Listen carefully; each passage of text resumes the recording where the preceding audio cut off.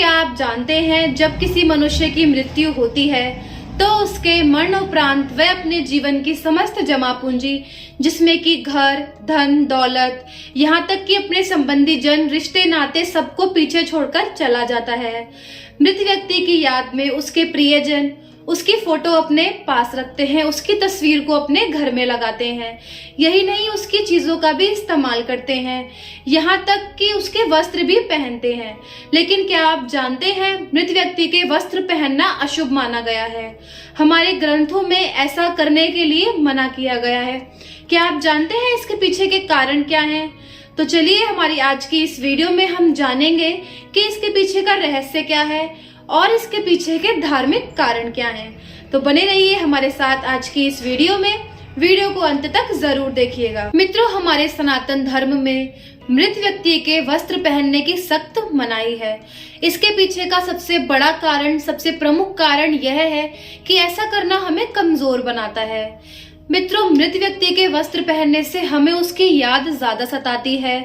हमारे साथ किया गया उसका व्यवहार, उसकी बोली, उसके साथ बिताए हुए लम्हे हमें ज्यादा याद आते हैं। हमें यह कमजोर बनाते हैं, जीवन में आगे नहीं बढ़ने देते हैं। लिहाजा ऐसी स्थिति में हमें मृत जन के वस्त्र किसी जरूरतमंद को दान में दे देने चाहिए ताकि वह किसी के काम आए, ना कि हमें वे खुद पहनने चाहिए।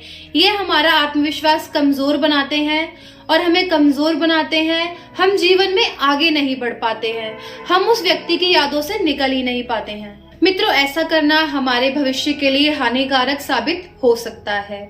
ऐसा करने से हमें भविष्य में शांति नहीं मिलती है और मृतक व्यक्ति पर भी इसका बहुत बुरा प्रभाव पड़ता है। उसकी आत्मा हमारे मोह में बंधी रहती है, वह हमारे आसपास मंडराती रहती है, जबकि आत्मा को भटकना नहीं चाहिए, आत्मा को मोक्ष की प्राप्ति नहीं हो पाती है। यही बहुत बड़ा कारण है कि हमें मृत व्यक्ति के कपड़े नहीं पहनने चाहिए उसकी आत्मा की शांति के लिए। आपने देखा होगा मृत व्यक्ति की आत्मा की शांति के लिए उसके परिवारजन दान पुण्य जैसे कार्य करते हैं। ऐसे में यही सही है कि हमें मृत व्यक्ति की जरूरत की चीजें जो वह इस्तेमाल करता हो या उसके वस्त्र दान में दे देने चाहिए ताकि वह किसी जरूरतमंद के काम आए और वह उसका सही उपयोग कर सके, ना कि वह हमें खुद पहनने चाहिए। इससे ना ही मृत व्यक्ति को कोई परेशानी होगी और ना ही हमें आगे बढ़ने में कोई परेशानी होगी, और वह कोई जरूरतमंद इस्तेमाल करेगा, उससे हमें पुण्य मिलेगा और मृत आत्मा को भी पुण्य मिलेगा। मित्रों, हमें यह नहीं भूलना चाहिए कि मृत्यु के बाद भी जीवन है। मृत्यु उस मृत आत्मा के लिए अंत नहीं बल्कि उसके जीवन की नई शुरुआत है। वह आगे अपने जीवन में जाता है और उसके वस्त्र पहनने से, उसकी चीजों को इस्तेमाल करने से उसकी यात्रा बाधित होती है, वह अपने पथ पर भटक जाता है। इसीलिए हमें उसकी चीजों का इस्तेमाल नहीं करना चाहिए। उसका एक प्रमुख कारण यह भी है कि उसे अपनी आगे की यात्रा में उसके परिवारजनों की याद जितनी सताएगी उसके लिए वह पथ उतना ही मुश्किल होता जाएगा। मित्रों, जब किसी व्यक्ति की मृत्यु होती है उसकी आत्मा उसका शरीर छोड़ देती है और उसकी ऊर्जा भी दूसरी दुनिया में चली जाती है। इसीलिए उससे जुड़ी चीजों में भी ऊर्जा खत्म हो जाती है और ऊर्जा रहित वस्त्र पहनना हमारे लिए बड़ा हानिकारक साबित हो सकता है। यह हमें आगे बढ़ने में मुश्किलें देता है। मित्रों, जैसा कि आपने देखा होगा कभी कभी मनुष्य मृत्यु से पहले किसी गंभीर बीमारी से संक्रमित होता है या कोई असाध्य रोग उसे लग जाता है।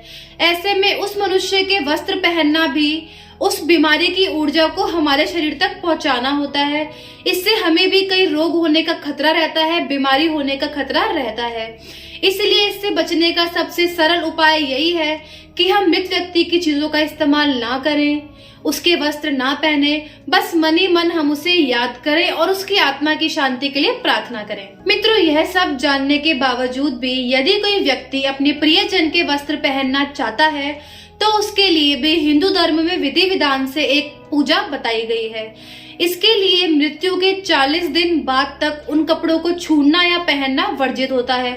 उन कपड़ों के साथ कोई भी छेड़छाड़ नहीं करनी चाहिए।